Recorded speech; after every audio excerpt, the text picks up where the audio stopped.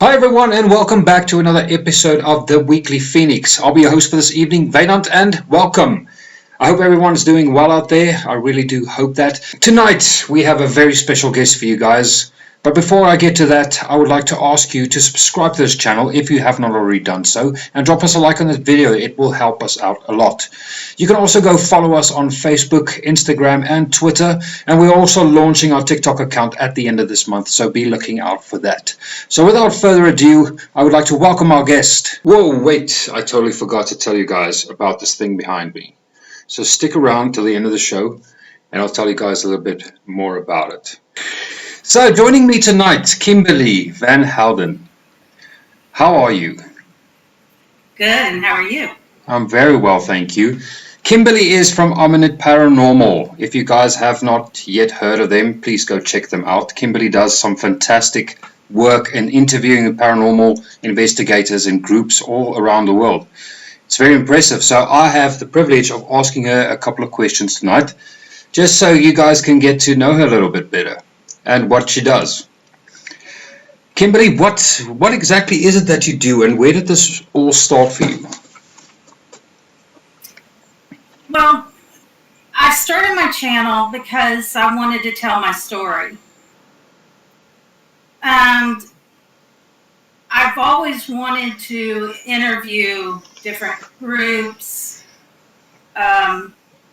location owners, anybody that's involved in the paranormal. Main reason is I'm not physically able to go out and investigate like I would love to. Unfortunately. So that's what I do. What was your first interview, and what was it about? Which group was it about? My first interview was with Paranormal Side, Joe and Carrie, husband and wife team. Very good paranormal team. I mean, the evidence is phenomenal. I mean, and nobody had interviewed them, so I reached out to them and said, "You want to do an interview?" And they said, "Yeah." And I said, "Okay, let's go." How long have you been doing this now? I have had my channel a little over a year. Wow, that's very impressive. It's doing very well. That's excellent. I'm trying. So, Kim, what would you say is one of the most memorable interviews that you've had? Most memorable. Well, it would definitely be with you guys. Really? Yeah. Flattered, so flattered. In a lot of interviews I do, I bring you guys up. Seriously? Oh, thanks, Kim. The last interview I did was with Tony Rathman. Yes. And he's very well known in the paranormal community. And where he's at in Arizona, they had a research center in a hospital that was built in 1901, and it's a mining hospital. Oh. And I picked up the same vibes Really? from his stuff and your stuff. Interesting. That's interesting. Mm-hmm. So, Kim, you obviously do a lot of research on the groups that you're interviewing. You must, and I mean a lot of research. I mean, you go into the content, you find out who these people are, what they're doing, if they're legit or not. And obviously you look at the legitimacy of their evidence. So what would be the most interesting evidence that spring to mind? That's something that's stuck with you? The one thing that stuck with me was when I was interviewing Paranormal Side. Mm-hmm. And I was telling Joe one of the clips is he's walking around this cabin and he's talking, and you can hear a deeper voice over him talking. And he was shocked. He goes, "You heard that?" And I said, "Yeah." And it just blew his mind. That's crazy. So it wasn't his voice. It was something speaking over his. Mm-hmm. That's so crazy. Mm-hmm. Is there anybody who has caught full body apparitions? Have you seen some concrete evidence? I want to say the closest is Tony Rathman. He caught on a flirt camera a woman. You can see her shape, and she's in between a doorway, and the door is partially closed, and you can see her moving. And then when they got closer, she poofed. And then he had a shadow person. Really? Plain as day, you could see him moving, and it was an erratic move. And there was, I think, 2 or 3 other shadow persons in this. That's the closest full body apparition. I think it's so hard to capture something like that. Yeah, no, definitely. Yo, full body apparition. And you say there were multiple shadow people on this specific location? Yes. Really? It was the mining hospital. Mining hospital. Seriously. Mm-hmm. And that's interesting. What they didn't know is the hospital sold, and they hadn't heard yet. So I had asked Tony, do you feel the spirits knew and just kind of made themselves more present? And he said, yes. That could be. Yeah. So according to you, Kim, what do you think is a shadow person? Where do they come from? What are they? One thing that I've really watched, researched, is I think some human spirits can disguise themselves as a shadow person. Okay. I don't think they're I don't think they're evil. I don't think they're demonic. I don't like using that word. I just think maybe sometimes they can't fully form, and that's what you get. Some can just be negative people that take on that persona as a shadow person. Yeah. Yeah, that's a very good explanation. Could be. I've heard a theory once that people say that once you pass on, you're this little ball light, and then as time goes by, you gather more and more energy, till eventually you can sort of manifest yourself into an apparition or perhaps a shadow figure to convey a message. What do you think? What are your thoughts on that? I've heard that too. I've heard from the day they died to about a month. They're trying to form either or transcend or descend, To me, I think it's just if they really want to be seen, they'll let you. And it depends on who you are and if they feel comfortable with communication with you.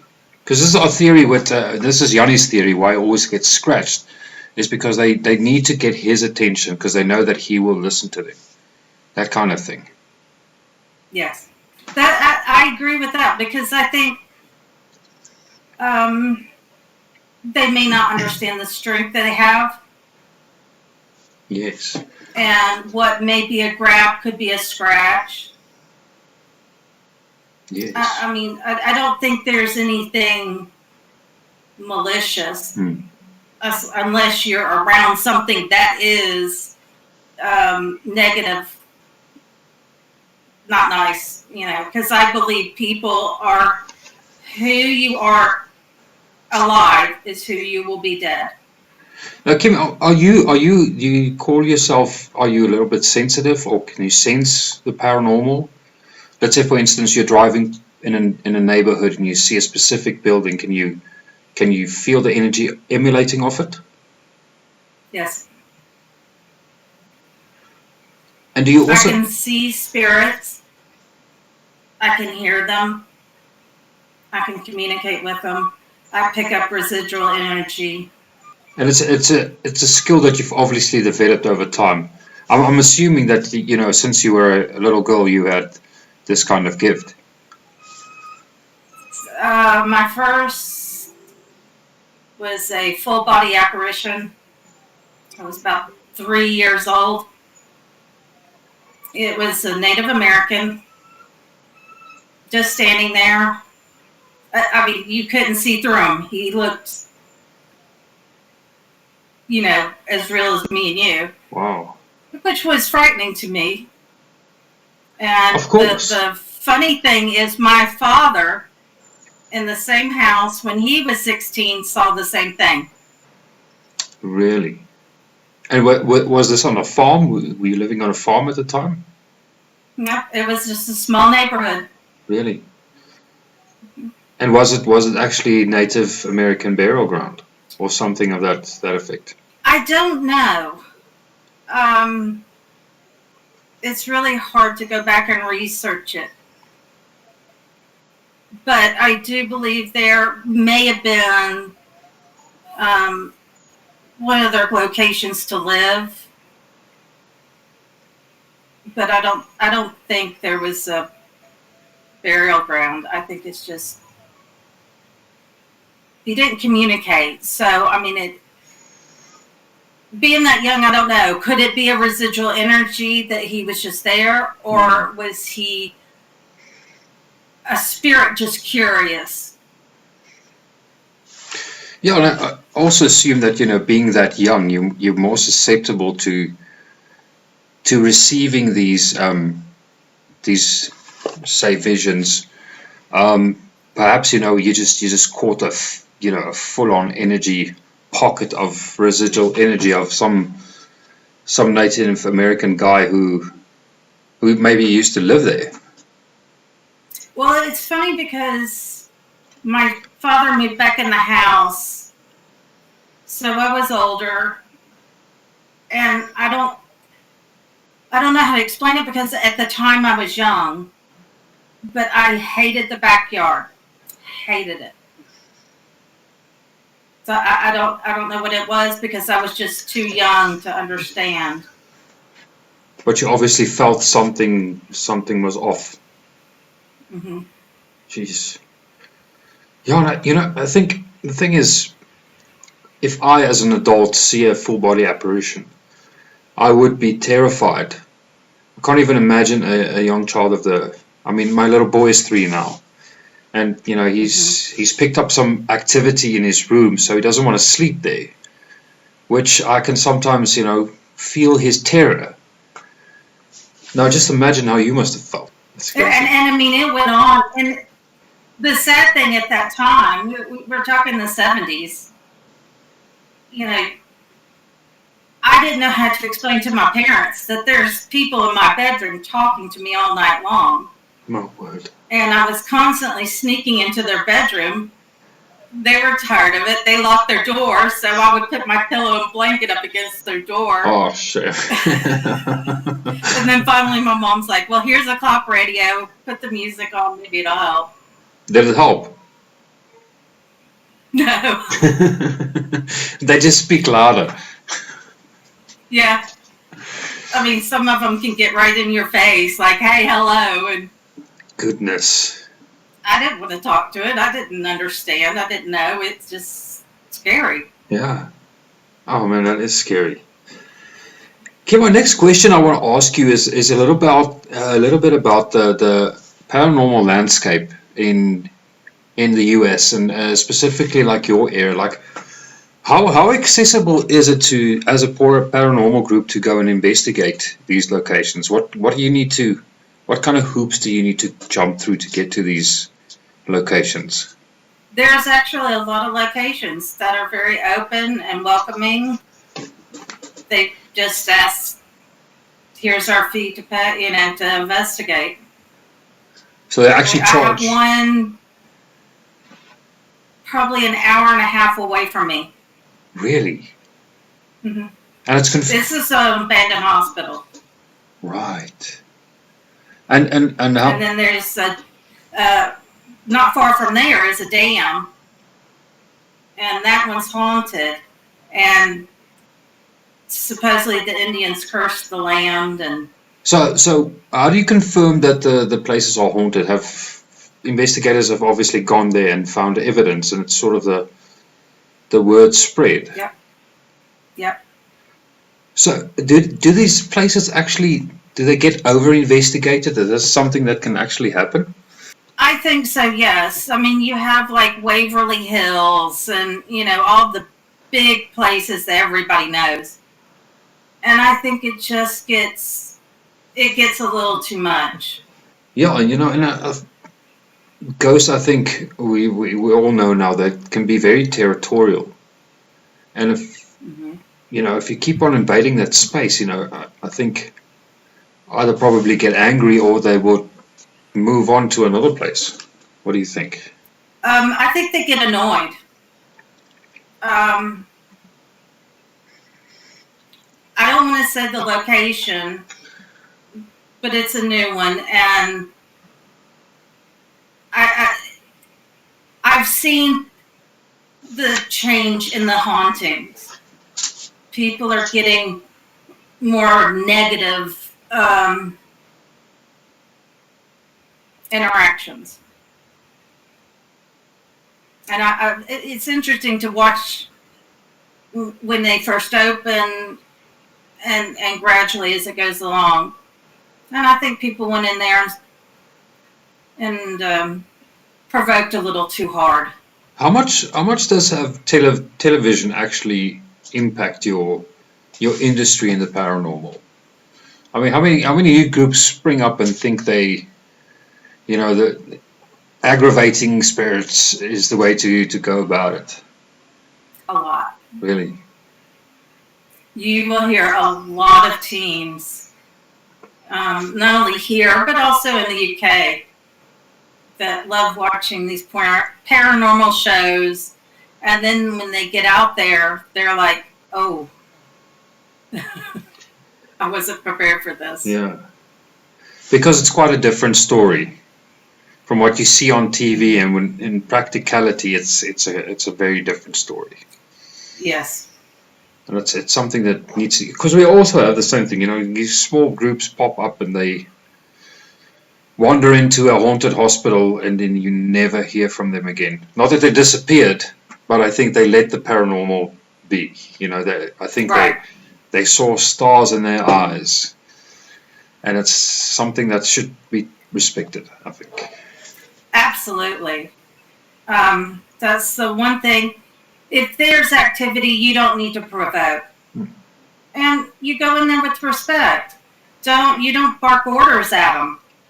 You wouldn't want somebody to come in your house, kick down the door, and then start telling you what to do. Yeah, it's just rude. Yes. Very rude, and it applies to the living and the dead. Absolutely.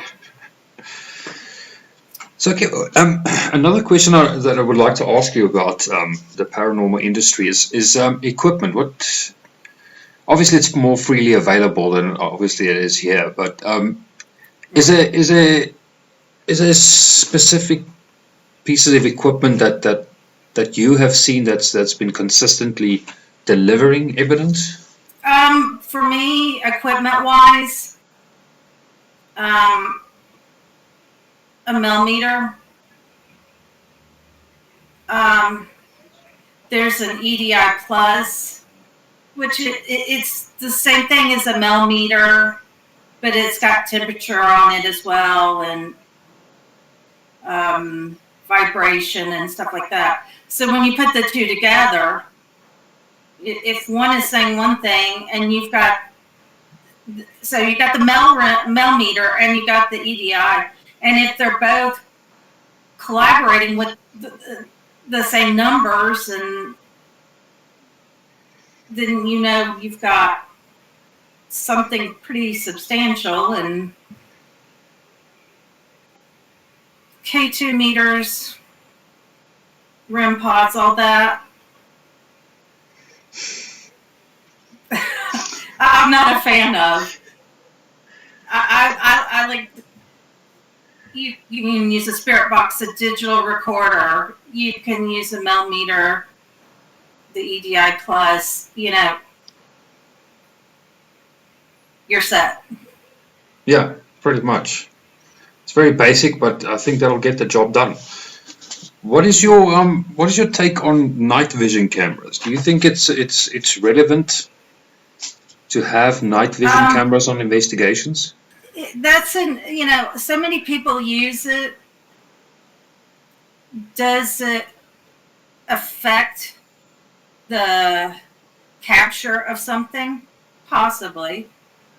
I absolutely love FLIR cameras. Yeah, because you kind of see what a snake sees. Mm-hmm. It's very interesting. Yeah, we've picked up some strange things, and you normally think that spirits are cold, but you can even catch hot things. Mm-hmm. And I don't know, the specific where we caught this thing was like a handprint on the wall, and then in the old mining house in Bedford View. It's So basically what happened is they took the whole building, because it used to be part of the original mine camps when they found the gold in Johannesburg. So they basically broke the house down and rebuilt it. So all that old wood and everything, the staircase. And what was interesting about it was a huge house and it was empty. They were trying to get it sold, but nobody wanted to buy it because you just feel that place, They should put those signs outside and say, "House is haunted." But it was interesting in the sense that when we went up the stairs, you could go into the passage to the bedrooms and go around through the billiard room and come out again onto the stairs. And the more we circulated, our investigators started to they were start being afraid. The fear started to grip them the more and more they wandered there. And I think that was what that handprint was all about, is basically, enough now, get out. And we took the warning and we left. But it was so strange and interesting to see that warm hand. Now I don't know what kind of spirit emulates heat. I think that's a debate for another time. Right. Because also in that video, the lady said when her father passed on, there was a group of people outside his window, dressed in these white gowns and stuff, and she didn't know who they were. So it all sounds very suspicious. But what's nice about these investigations, they keep on developing. You keep on hearing newer stories, and it's sort of it never ends. It just adds to the whole story. Yeah. So Kim, next thing I would like to ask you. So obviously we know you unfortunately, because of health reasons, you can't move around and investigate as you would have liked.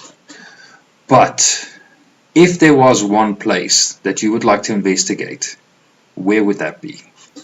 Oh my goodness. I would love to go to the Conjuring House. I have a pull to that place. Full Dark Productions, you guys did an amazing job on that investigation. I think let's talk about that. Kim, how's the feeling for you? When you watch that video? I don't know if you've been there personally, but what's the feel that you get from that place? Oh, so I'm working on my remote viewing. And the one thing I get is, yes, there are some dark presences there. But I also think there's some innocence. you have the movie that kind of twists everybody. They thought Bathsheba was a witch, and I don't pick that up off of her. I mean, such an interesting place, inside and out. The history alone is just soaked with so much. Yeah, and I think maybe there's been a lot of misconceptions about it. Like you say, it has a little bit of air of some sadness to it, and not necessarily. I think, yeah, the film has tainted it a little bit, the perception. But I think, if you actually look and go check out those videos, investigations that have been done there, you'll get a different vibe. It's not as demonic as people think it is. No, I don't pick that up off of there. But you're talking about a house that was built before the Revolutionary War. So you had people that were defending their homestead from Native Americans. Then you had the war that happened right there. Then there was, I mean, it just, the history is amazing. And I've done a lot of research on it. I've watched a lot of interviews with Andrea. Andrea loves the place. That is her home. I've watched her get on the phone with people investigating there and going, "Hello, spirits. You know it's me. I'm sending love and peace." And you see the house react a different way. So it's kind of like you say, I think that the word that you used was homestead. And it, in the past, as you've said, it's been a place of safety and a place to defend, a home to defend. Yeah. And it's very interesting that you say that the house responds to the kind words and the welcoming words. And that's sort of the feeling, because I'm not that great at sensory things, but I think it feels like a very family orientated home. Like there's lots of spirits there, but they live in harmony. They live there. It's their home. That's exactly what I feel. Hey? But there is also a darker presence there. In a basement, yeah. Even upstairs in the bedrooms. Oh yes, that's correct. Yeah. And the goal it was the Full Dark Paranormal, Amy and Ryan. That's where he got such a negative, scary thing that it made him leave. Yeah, he was really affected by that experience.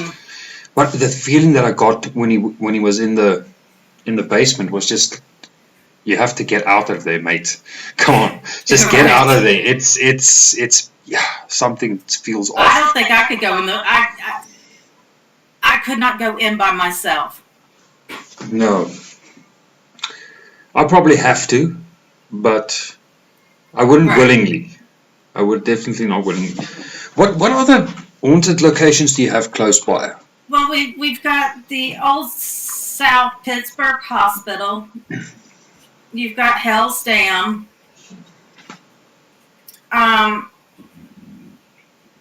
Even over here by me with the Civil War, I mean, it was one of the top 10 bloodiest battles. That's 20 minutes from me.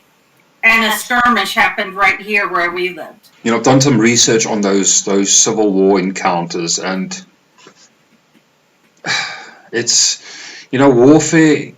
Over here we had the Zulus against the Boers, we had the English against the Boers, we had, the English against the Zulus, and it was pretty much just rifle fire, very old rifle fire, and that obviously hurt when it hits you. But when it comes to cannons, I mean, because the soldiers would always stand in those files, and I don't know what the terrain is like there, but I assume it was a lot of flat landscapes, No. hills. Is it? Kennesaw Mountain is a mountain. Uh-huh. That's the one they were going to defend. Okay. Because Sherman was going to come and burn Atlanta. And so their defense was right there at Kennesaw. Right next to it is a smaller hill, and that's where the bloodiest battle happened. One of the generals said, put 2 cannons here, because he had a feeling they may flank, which they did, and they weren't prepared for it. And these weren't just cannons. These were a bundle of cannonballs about that size that creates horrible damage. That is, it's such a, today we have bombs and stuff, but I think that, because they even talk about the bone fragments that hit people who weren't even near the blast, who die from lacerations and pieces of bone getting struck into their head, and it's just, wow, yeah, cruel way to battle. I mean, they talk about hospitals where they were amputating limbs and the limbs were just piling up outside. So I think during that war, a lot of soldiers on both sides,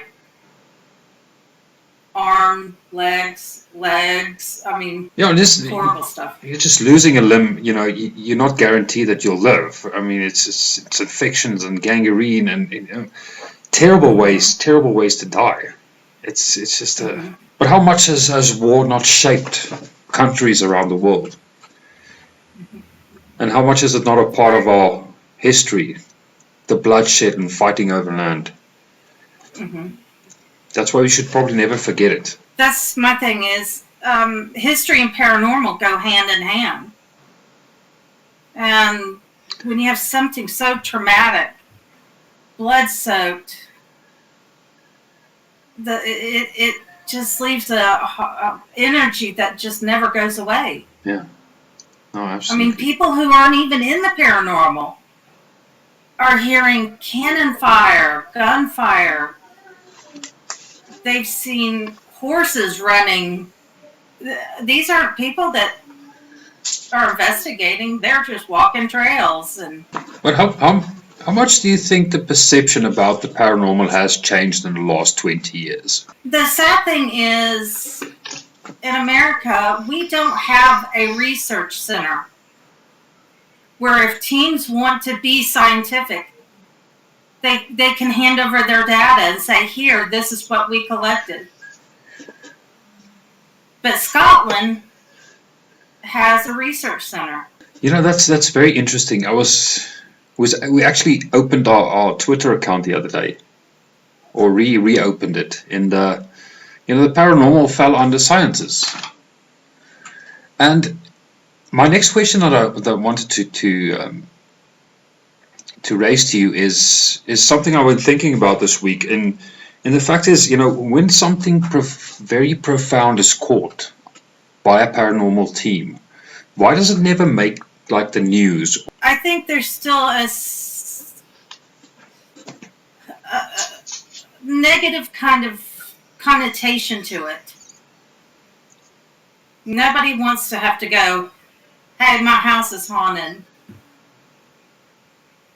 It's just, and unfortunately with the TV shows, and there are a lot of groups that use paranormal as entertainment. It kind of takes away from the people that are trying to do credible stuff. Yeah, and one can only hope that one day they'll be acknowledged for the kind of research that they do in this field, because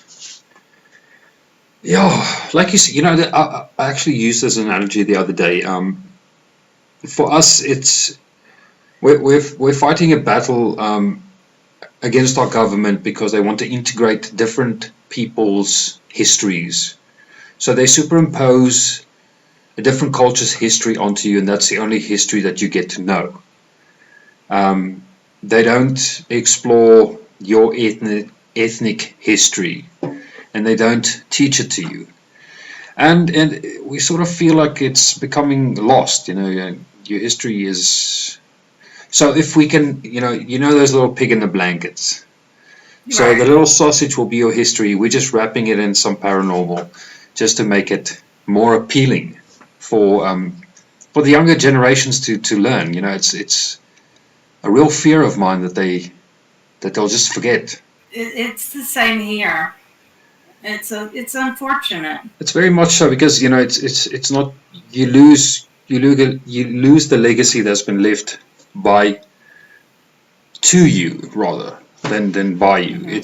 It's something that needs to be preserved.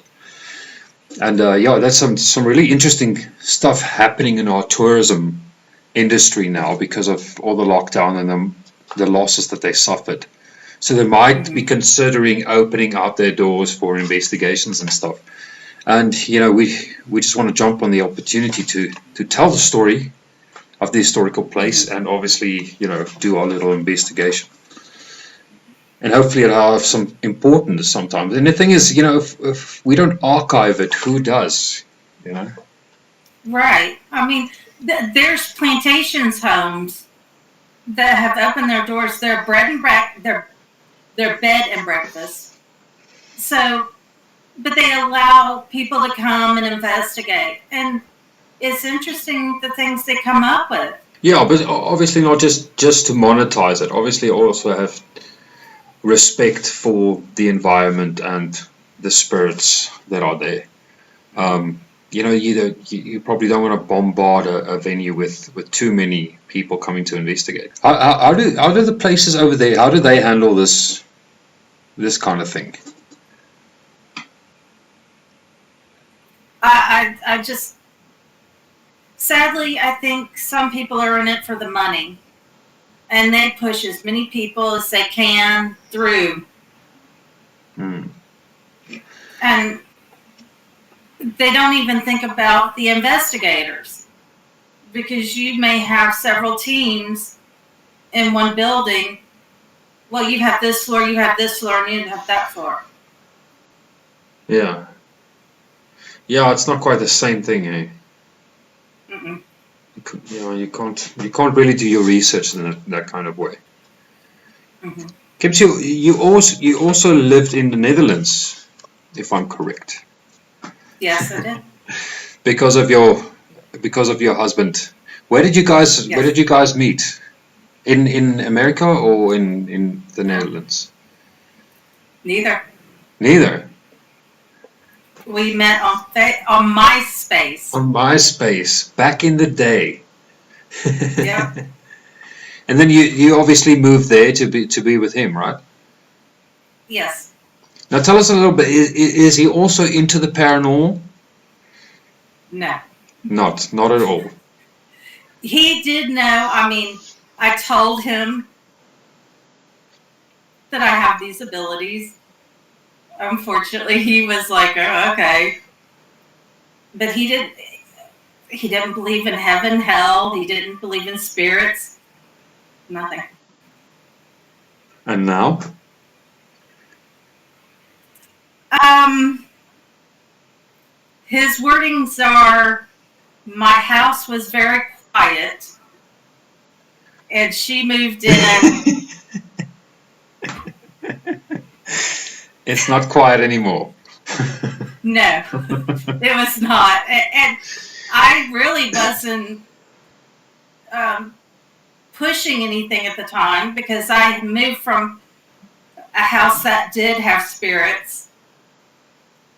So I moved here, and one followed me, and I think he just kind of got drowned out and left. But even our dog was picking up spirits. Really? Now, has anyone ever seen Ed on your show? Has he ever made like appearance? No, Just a man in the background. No one will ever know what he looks like. that was his deal. Because I told him, I said, I'm gonna have to have your help.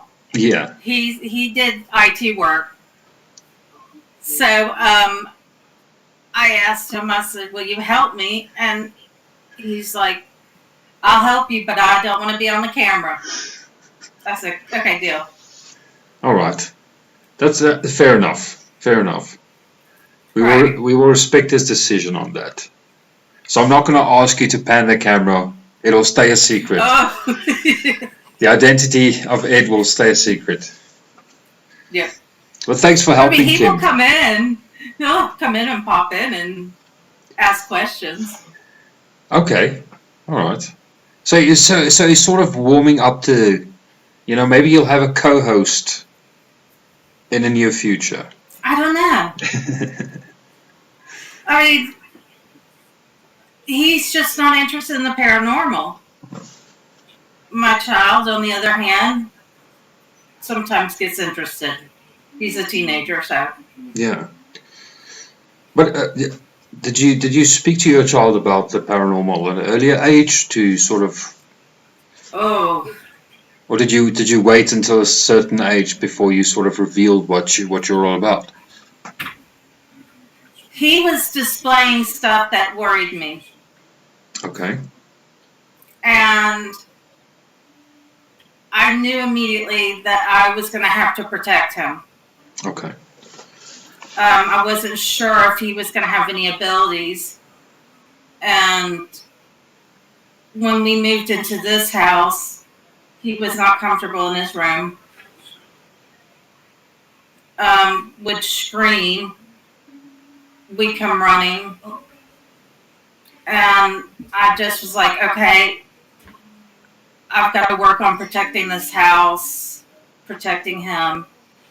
And I remember we were all sleeping. I woke up and I was like, okay, there's something in this house. And I woke my husband up and I said, there's something in our kids' room. So I get emotional over this. So I told my husband, I said, I'm going to need your help, but I want you to stand outside the door. I went into my child's bedroom. He's sleeping. And there was something. It was very dark, very negative. And I knew it was using him to get to me. And me and 3 spirit guides fought to get him. I mean, we were trying to push him out of the house. Wouldn't budge. And I said, Ed, call your mom. Yeah. She passed away before I ever came into the picture. But this is her only grandchild. And when we lived in Holland, I did pick up on her. So I said, Ed, call your mom. Call her now. The minute he called her, her presence flooded the room. And she was just ready to go to battle to protect this child. Wow. Nothing I could do could move it, but she moved it. Wow. How did you know? How did you know to ask her for help? I didn't. I just figured with this being her only grandchild that she would protect it. And I didn't want to call on her unless I absolutely had to. And I wasn't even sure if she would come. So it was just, let's hope. And I still feel her presence every once in a while. Like she's coming to check up on you guys. It's mainly Derek. Wow. She's very protective over that child. That's so interesting. But it scared that I could not push it. I could not do anything. My spirit guides couldn't. That frightened me. Yeah. Yeah, I can That's the only time I've been frightened. That's crazy. And I mean, it pushed through the barrier that I put to protect the house for my child. Sure. I think that's when it gets really real. When it's not coming after you specifically, but trying to harm a loved one, and even as you say, your child. I think that's when it really gets real, and people need to realize it's not a game. It's not a game. I mean, I didn't even do anything to bring this. Yeah. And it's, you can't go out there and provoke these spirits and push and be rude and be nasty. It's just, you're going to tangle with something that you may not be ready for. Yeah.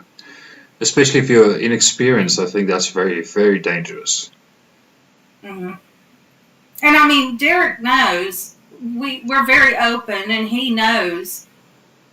And he'll ask questions. And even my husband's like, son, if something's in this house, she's going to know it before anybody. Yeah. And that's good. I think that's a good thing in one regard, because you're always wary. You're always vigilant. Look out for these things. Because some people can be totally oblivious, and then something latches onto you and you don't understand what's going on. Might fall into depression or uncontrolled aggression, stuff like that. And people don't realize what's happening. It's No. And that's why I say when you start calling on spirits that you don't know, you could be asking for trouble. Yeah, that's the thing. And I've had something follow me. I nicknamed him the Angry Man. Oh yes, I remember. And it followed me from America to Holland. And he was just a negative, angry guy. I wasn't frightened of him. But do you think he latched onto you because he thought that you could maybe help him? Because I could hear him. Really? I think he wanted, what I picked up was, it's not my war. I didn't want to fight it. And he died a slow death. And I think he wanted somebody to hear it. But that sort of, to an extent, it feels to me like that is a form of hell that you would find yourself in. Being caught in that loop, dying over and over again, and all you need to do is tell someone. There's a lot of emotion there, a lot of desperation, and yes. And I think that's why these spirits sometimes are susceptible to letting people think that they're evil and bad spirits, and meanwhile they just need to. It's a cry for help. Yeah, that's it. Yeah, that's exactly it. They want to tell their story, and when they feel somebody that can connect with them, they try and get your attention. Yeah. What do you think? Whether it be in a positive way or a negative way, it doesn't matter. They want their story told. Yeah, and out of desperation, it doesn't matter. But do you think once they've conveyed their message, once they've given it to someone heard them, someone expressed that emotion, do you think that they then have the means to move on or find peace? Yes, but he didn't want to. He didn't want to let go of the anger. Really? But I mean, it's human nature. Yeah. I mean, if you're alive and you're just an angry person, and a lot of bad things happen to you, it's hard to kind of let go of that. Yeah. And say, okay, got it out. I need to find another path. It's hard to change, and it's the same with the spirits. Yeah. Like you mentioned before, who you were in life, you will be in death. And it's very true. It's a human thing not to let certain things go that's hurt you. It's fascinating. It's fascinating looking into that and those emotions. Last thing that I want to ask you, Kim, what do you think happens to the spirit when we pass on? Where do you think we go? What do you think happens? Well, I think it really depends. I think a lot of spirits get trapped because of the negativity and the hardship and just horrible things that happen to them. So they kind of feel stuck.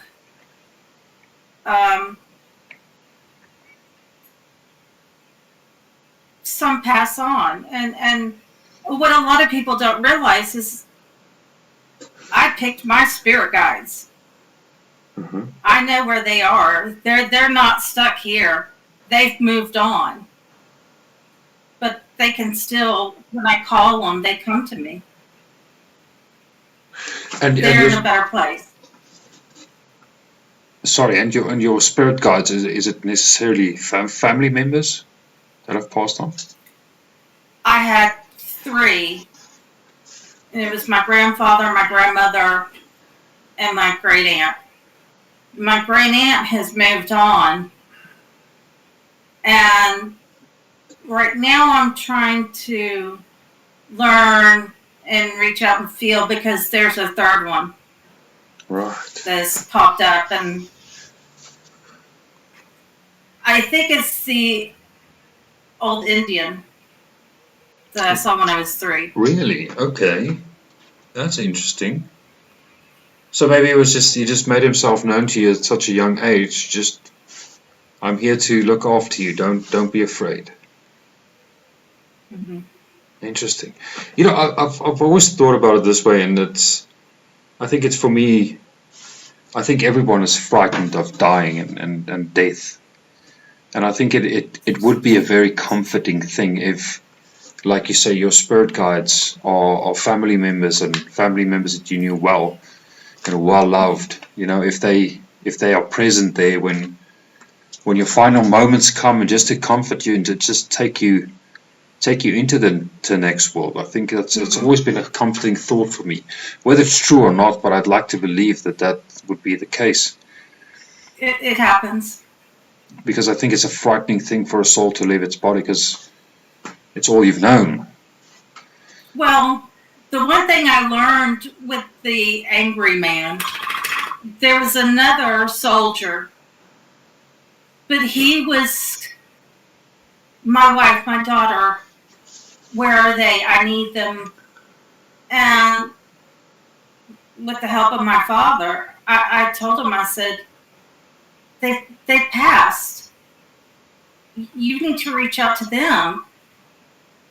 And I suddenly started hearing female voices. And I was like, calm down, stop, listen to them. They're calling you. And then I felt him just get still, and then he was gone. Really? Mm-hmm. I didn't say go to the light because I don't know if there's a light. Mm. But I did say, hey, your family members have moved on. Just listen to them. They're there, and they're ready to grab you. Can I ask you one last question? Mm-hmm. I'm just thinking now, what you just mentioned it's so interesting. Do you think that in a certain way that the living might be responsible to help these spirits move on? Because if that human interaction never happened, you would not have been able to make him aware of his loved ones calling him. Mm-hmm. So someone with your gift, it's actually, in a way, maybe a responsibility to help these spirits move on. I asked first. Very important. Because the one thing I have found with other people is they just take it upon themselves and say, I'm going to move you on. Okay. No, you have to ask. Because they have to be willing to do it. You can try as hard as you want, But if they're not ready to go, Right. they're not. So you just have to then kind of figure out, what do you want? Interesting. That's the question. You with spirits, you don't go in. What do you want? I'll listen to you. Exactly. You're there to listen. And help if I can. Fantastic. Kim, I thank you so very much for taking the time out of your busy schedule to do this interview. I'm so pleased. I'm so happy to have had these few minutes. It feels like a few minutes. I think we can probably talk about this for days.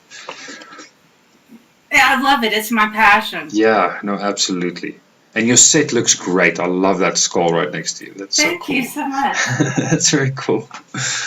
Kimberly, thank you so much for taking the time once again. You are fantastic.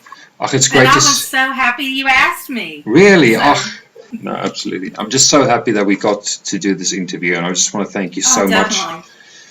And I was tickled pink asking. I mean, because I have so much respect for you guys. Oh, Kim, thank you so much. Bless your heart. That's so nice. Such a nice thing to say.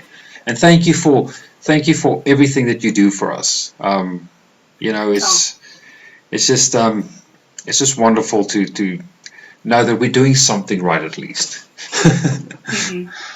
No, I really appreciate it. And give my regards to Ed and your family. And please keep safe during these times. Definitely. And y'all do the same. Thank you so much.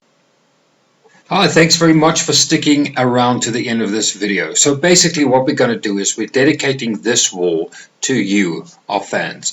Guys who are regularly engaging with us, leaving comments on our videos. So your name will start appearing on this wall. So we'll paint it on with our hand and just dedicate it to you guys. So all of you, thank you so much for engaging with us and supporting this channel for over the years. It's been fantastic, and we're working on bigger and better ways to entertain you guys with our channel. So just really grateful for everyone's support, and we will be showing our gratitude by putting your names on the wall. But there we go. It's not quite finished yet, but it's a work in progress, so we will definitely give you guys an update on that. Alright guys, thanks so much for watching. Please like and subscribe, and we'll see you next time.